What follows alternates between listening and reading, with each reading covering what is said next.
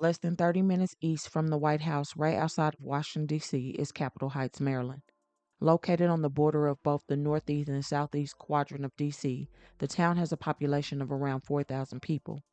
Capitol Heights is just one of the small towns in the larger Prince George County that has around 1 million people.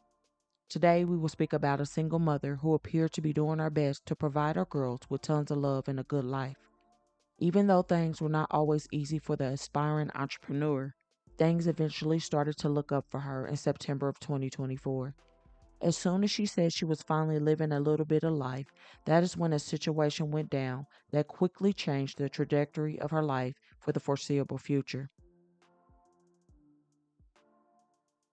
32-year-old Talecka Brown, who goes by T, is a single mother of two and a major go-getter that seemed to work hard to provide a good life for her girls.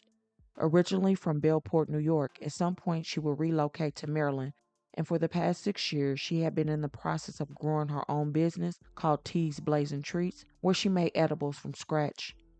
According to T's social media, her company is there to provide all your infused needs and wants. Some of the things featured on our website are blondies, brownies, cereal bars, cinnamon rolls, gummies, and much more. I'm just here for a brief overview of my business and why I do what I do, and also why I love it.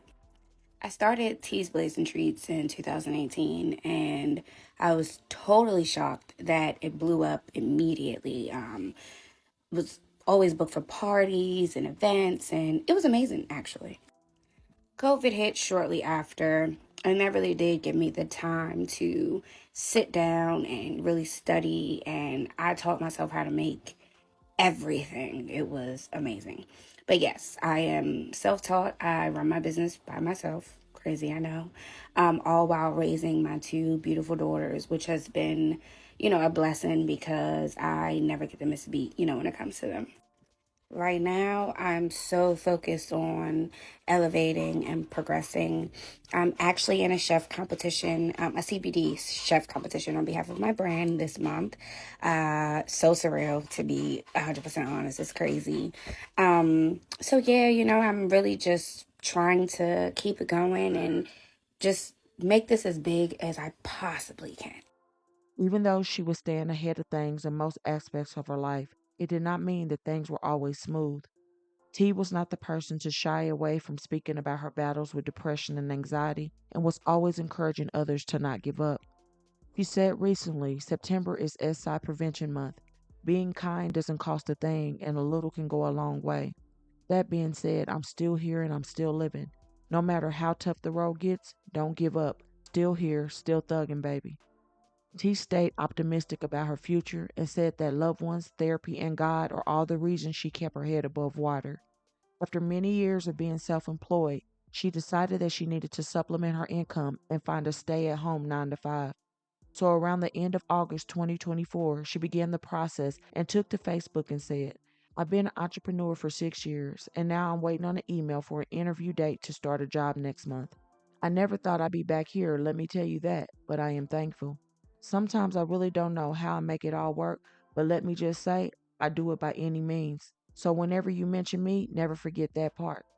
Then on August 30th, 2024, she received an offer letter in the mail that she had been praying so hard and said that she was so thankful and full of joy about it.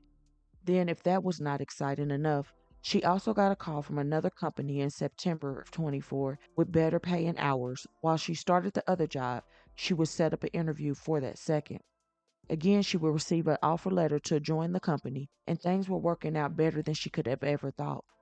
On the first day of September, T said that she was praying September would be full of blessings for not only her kids, but for her as well. And things really seemed to be looking up. The good times kept rolling for the family of three until Monday, September 23rd, 2024. Earlier in the morning, T took to her social media and said, Sunday Fun Day was a success. I made dinner plus crab and jerk shrimp salad. My daughter's best friend stayed the night. I celebrated getting my new job. It was a time. Happy Monday. I hope everyone had a blessed week. However, within a few hours from that bubbly message, the same daughter she had such a good Sunday with would end up in critical condition fighting for her life. T often said that her kids were amazing in every way and her bond with them seemed inseparable. But this is what authorities said took place that Monday afternoon. Authorities will receive a call about a shooting in the 500 block of 69th Place in the Seat Pleasant area of Maryland. The time was around 4:50 p.m. and was just a little after T's oldest child, who is 13, came home from school. Official documents would say a little after the 13-year-old girl came home from school, her and her mother T got into a verbal argument about something that was not explained. At some point, the verbal disagreement turned physical with both the mother and 13-year-old putting hands on each other. The teen would tell authorities after the altercation began, she would try to walk down the stairs in the home and then she heard a gunshot. The girl then advised that she fell to the bottom of the stairs and was unable to move, according to the report. This is when our mother allegedly instructed her to say that she was shot by someone that had broken into the house. Why? Because she is allegedly the one that pulled the trigger at the top of the steps in the home, hitting her daughter in the neck. However, when authorities arrived, the teen allegedly told that her mother was the one that tried to take her life. Once she made it to the hospital, she was listed in critical condition, suffering a single shot to a rear portion of her neck at the C-spine region, where a bullet fragment was observed in her shoulder area as well. Also, another portion was lodged near her abdomen. As of this recording, she is expected to survive, but will require surgery once she becomes more stable, and the teen currently has a chest tube to assist her with living. She is definitely blessed to have made it with such a bad injury, and I can't even imagine how scared she could have been. According to court documents, when police entered the home here on 69th Place, they found a 13-year-old girl near the front door with a shot wound to her neck. The girl told police that she and her mother got into an argument that turned physical. She noticed her mom holding a gun. As she started to walk away down the steps is when she heard one gunshot and fell to the bottom of the stairs. The girl also told police that her mother, 32-year-old Talecka Brown, instructed her to tell them that she was shot by someone who had broken into the house. So police started reviewing surveillance footage like the video on your screen, where you can see the teenage girl walking home from school with a book bag. She grabs the trash can from the curb and brings it to the side of the home before entering the house. According to court documents, between the time she entered the home and the shot was fired, no one else was seen entering or exiting the home. Officials decided to charge T with attempted first-degree unaliving, bodily harm, and the use of a firearm. She is currently being held at the Department of Corrections awaiting to see a commissioner. Now, this mother may end up spending many years behind bars if convicted. One of the first things I thought about is when parents used to say, "I brought you in and I'll take you out."